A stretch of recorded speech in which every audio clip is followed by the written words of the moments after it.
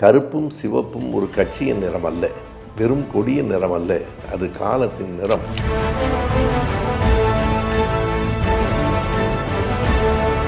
திமுக கழகம் என்று எடுத்துக்கொண்டால் 75 ஆண்டு கால வரலாற்றை இந்த புத்தகம் நமக்கு சொல்லுகிறது. இந்த புத்தகம் வெறும் கட்டுரைகளின் தொகுப்பு இல்லை, ஒரு காலத்தின் தொகுப்பு, ஒரு வரலாற்றின் தொகுப்பு. நாம் அறிந்து கொள்ள வேண்டிய நம்முடைய வாழ்நாள் எப்படி இருந்தது என்பதை நமக்கு புரிய வைக்கிற தொகுப்பு.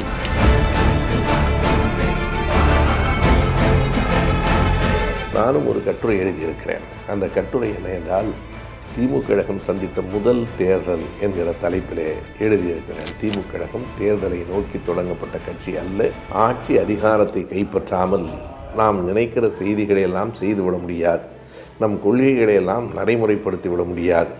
எனவே அடிப்படையில் ஆட்சி அதிகாரம் என்பது ஒரு சுகபோகத்திற்கானதல்ல, தேவைகளுக்கானது. அதன் மூலமாகத்தான் மக்களுக்கு நம் கொள்கைகளை கொண்டு செல்ல முடியும் என்று அறிஞர் அண்ணாவும் தலைவர்களும் கருதிய காரணத்தால் தேர்தலில் நிற்கலாமா என்று தொண்டர்களை கேட்டு தொண்டர்களின் முடிவுப்படி தான் திமுக கழகம் தேர்தலில் நின்றது. 57ஆம் ஆண்டு தேர்தலில் திமுக முதலில் போட்டியிட்டு முதல் தேர்தலிலேயே 15 இடங்களில் வெற்றி பெறுவது என்பது மிகப்பெரிய செய்தி. அதைத்தான் நான் என் கட்டுரையில் எழுதியிருக்கிறேன். மெட்ராஸ் ஸ்டேட் என்று இருந்த நம்முடைய மாநிலத்தின் பெயரை தமிழ்நாடு என்று மாற்றியது அறிஞர் அண்ணாதான்.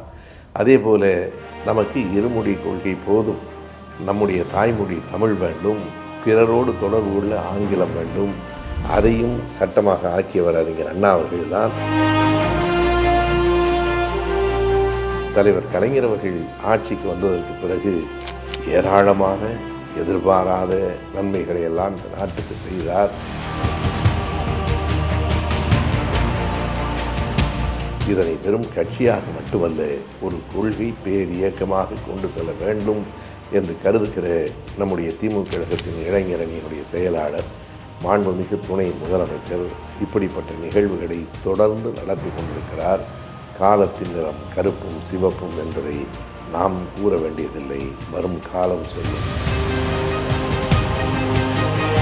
கருப்பும் சிவப்பும் காலத்தின் நிறம் என்கிற பெயரில் திமுகவினுடைய 75 ஆண்டு கால வரலாற்றை புகைப்பட கண்காட்சியாகவும் கருத்தரங்குகளாகவும் தொகுத்து வழங்குகிற இந்த முயற்சி இன்றைக்கு மிக மிக தேவையானது.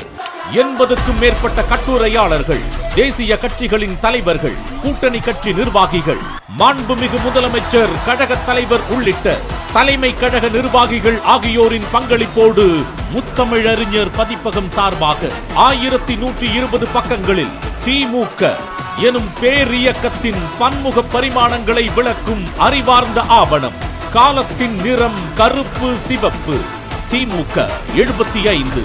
வெளியிடுபவர் கழக தலைவர் மாண்புமிகு முதலமைச்சர் அவர்கள்.